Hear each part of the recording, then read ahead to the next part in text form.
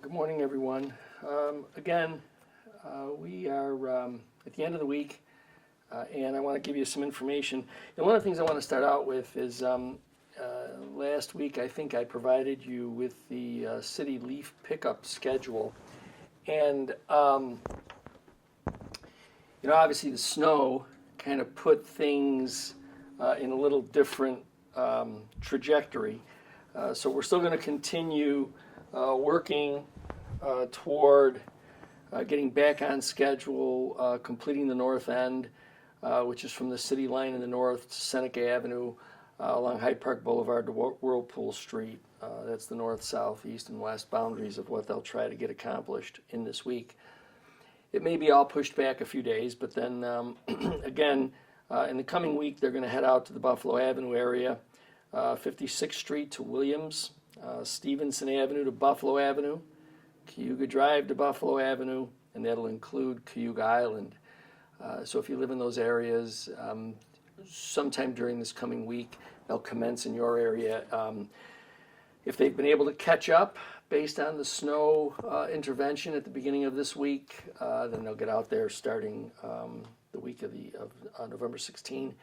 If they can't, if they're a few days behind, it's because of the snow. So they're working hard to make sure that they accomplish that. And then again, they'll move through the other parts of the city, and I'll recap those for you each week. The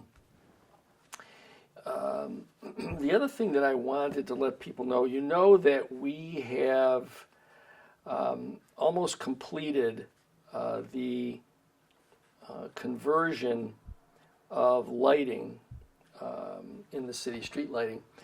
And as a consequence, there's a couple of pieces of information that I think everybody should know. If you have a power outage at your home, then obviously that's a National Grid call, right? You contact National Grid and they would address that. If a street light is out on your street, no longer is that a National Grid issue. The city will be contracting.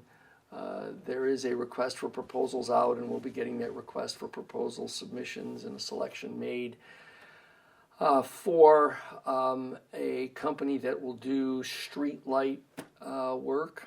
But in the meantime, if you do have an issue with a street light in your neighborhood that isn't working, you would call 716-286-4948, 716-286-4948.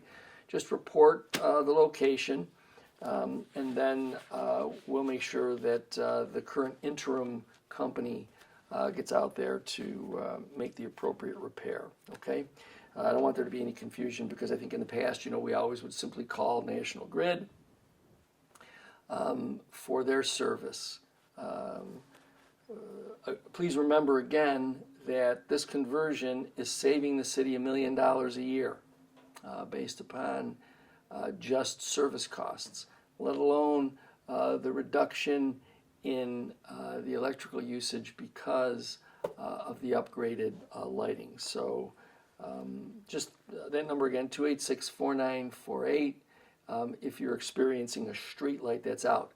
Remember, if you experience a power outage in your home, that's a National Grid call, okay?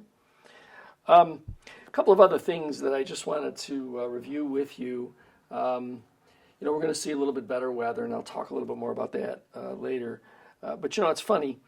I want to assure people, we've got some pretty crazy characters out there that make statements that if you think about it logically, they just don't make sense. They're kind of up there with the statements that were made about immigrants eating domestic dogs and cats. Again, nonsense. So it's nonsense to think that any of our departments or any member of this administration would make a determination either based upon how you voted or whether or not somebody likes or doesn't like a particular business district. We work with all of the business districts to the extent that they come to us with issues that they would like us to assist them with. In terms of the development of business districts, our business associations, I think, take that seriously. and want to work hard at that. In terms of the streets themselves, we also work with them on maintaining the streets. You know, cleanliness is really a function too of property owners, right? Store owners. Much like your house, you maintain your home. We think that in our discussions with business associations, they understand that it's the business's obligation to keep their storefront tidy and clear of snow or leaves or whatever, right? So we work with them to make sure that that happens.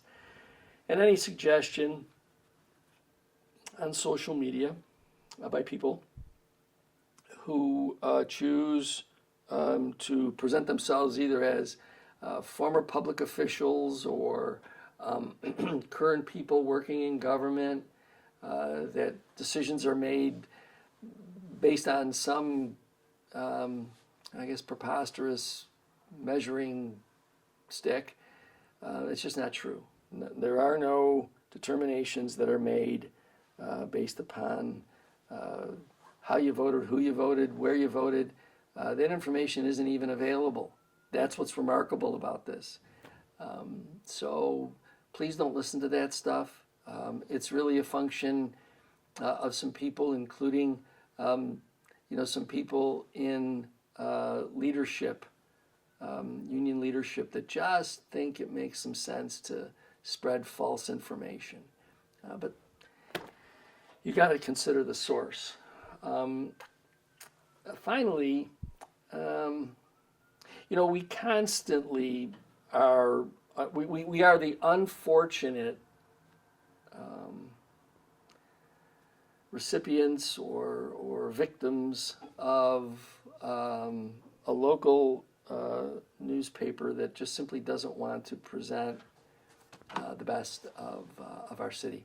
Right now, you would think that the local paper would be trumpeting the fact that there is over $30 million in public and private investment in North Main Street.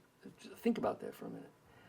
Over $30 million is going to be invested in a part of the city that has long been dormant. That should be a story that hits every day. Go talk to the people who have seen the promise of that area. Go find out more and talk about the potential. Help the city, your city, in advancing those projects. But no, instead we're going to continue to write silly articles about public funds being used to attend to public property and try to make some sort of nefarious conspiracy about it, because I guess they have fun doing that stuff. It's kind of like the silliness, the people who had fun drawing pictures during the election. It's amazing how adults can be so childish in what they do. But I know that there are many good people in the city that see through all of that, and I thank you for your clarity of thinking. Along with all of that, this is budget season for a lot of locations, right? So we hear about some of our suburbs exceeding the tax cap. We hear about other cities having tax increases in the 5, 6, 7, 8% range. And yet, in the city of Niagara Falls, the proposed tax increase is barely over 1%. Barely. Not much of a news story, right?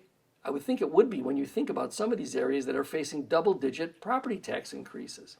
Yet, again, I guess it's not important. It's just not important for the local media to write about those things. And then finally, when somebody refuses to do something, it's because maybe there's an obligation and they're just refusing to honor that obligation. And instead of that, what I'd like to think is that we're not refusing, we're just ignoring. And we're ignoring for those reasons. For the reasons I just explained to you. We're ignoring the fact that you simply don't want to report those things that we think are important information for residents to know about their city. Instead, you like to kind of make those stories up as you go. So there's no refusal. It's just we've just chosen to put the information in the right space and simply ignore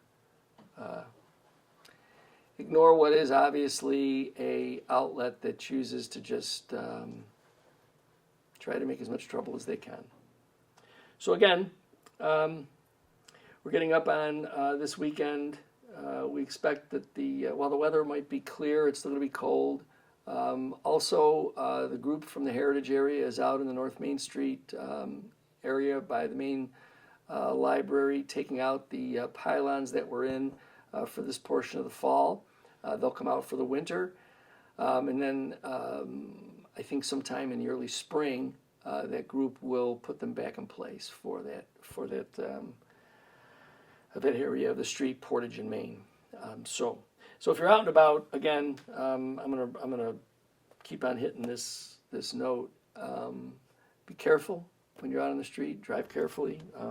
We still have a lot of people out there with electric bikes and scooters and all of those things. And as you drive about, please make sure that you pay attention to the road signals and road signs, and be mindful of the fact that you're sharing the road with a lot of people. So be safe this weekend. Enjoy what might be a little bit more mild weather, and I look forward to talking to you again next week.